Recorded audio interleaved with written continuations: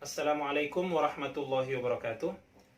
Kembali lagi bersama kami dalam pelajaran-pelajaran Nahwu dan Shorof praktis. Silahkan ambil faidah dan selamat menyaksikan. Bismillahirrahmanirrahim. Alhamdulillah wassalatu wassalamu ala rasulillah. Di dalam bahasa Arab kita mengenal ada yang disebut dengan al-kalimah.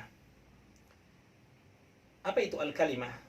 Di dalam bahasa Indonesia, kalimat ini diistilahkan dengan kata. Sedangkan di dalam bahasa Arab, al-kalimah itu terbagi menjadi 3 bagian. Yang pertama, ada yang disebut dengan al-ismu. Yang kedua, ada yang disebut dengan al-fi'lu. Dan yang ketiga, ada yang disebut dengan al-harfu. Apa itu al-ismu dan apa itu al-fi'lu dan apa itu al-harfu? Al-ismu adalah di dalam buku-buku nahwu ya, di dalam buku nahwu jenis apa saja kita bisa baca, al-ismu itu adalah kalimatun tusamma biha syakhsun au syai'un akhar. Adalah sebuah kata yang dinamakan dengannya nama orang atau selain nama orang. Kemudian yang kedua ada yang disebut dengan al-fi'lu.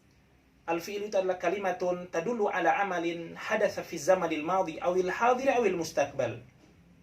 Ya.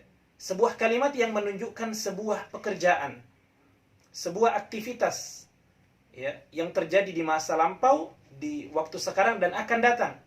Dan ada yang ketiga disebut dengan al-harfu, maknanya adalah kalimatun tadhharu ma'naha ma'a ghairiha minal kalimat.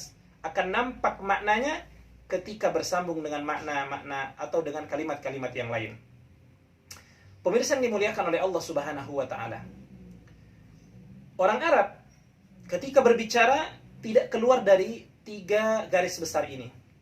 Yang pertama adalah al-ismu, yang kedua adalah al-fi'lu, dan yang ketiga adalah al-harfu.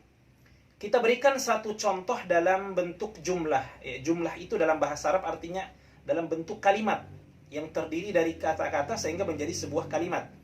Dalam bahasa Arab disebut dengan jumlah. Saya berikan satu jumlah, yakni misalnya Zahaba Muhammadun ila suqi. Zahaba Muhammadun ila suqi.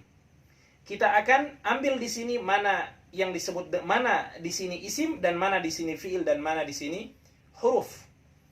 Baik, kita jabarkan. Yang pertama ada yang disebut dengan al-isim atau kita ambil dulu kalimatnya, yakni zahaba. Ya, zahaba. Zahaba artinya adalah pergi.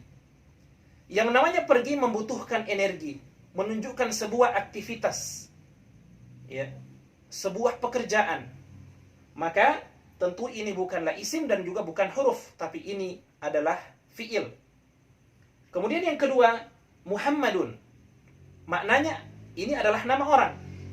Ya, nama orang. Maka sesuai dengan kaidah yang tadi, ya, sesuatu yang dinamakan menjadi nama orang, maka itu dalam bahasa Arab disebut dengan isim. Ya. Maka dia bukan fi'il dan juga bukan huruf. Kemudian yang berikutnya, Zahaba Muhammadun ila. Di sini ada kata atau kalimat ila. Ila artinya ke.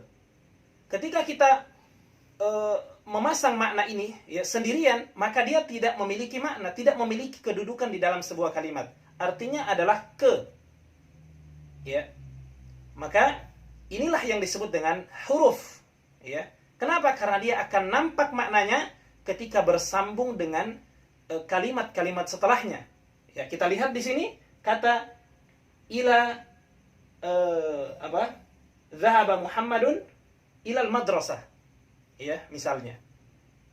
Al-madrasah tentunya sebuah isim. Maka nampaklah makna daripada ila tadi karena sudah bersambung dengan kata madrasah, dan madrasah ini adalah menunjukkan nama tempat. Sehingga ini ada 2 isim dan 1 fi'il dan 1 huruf.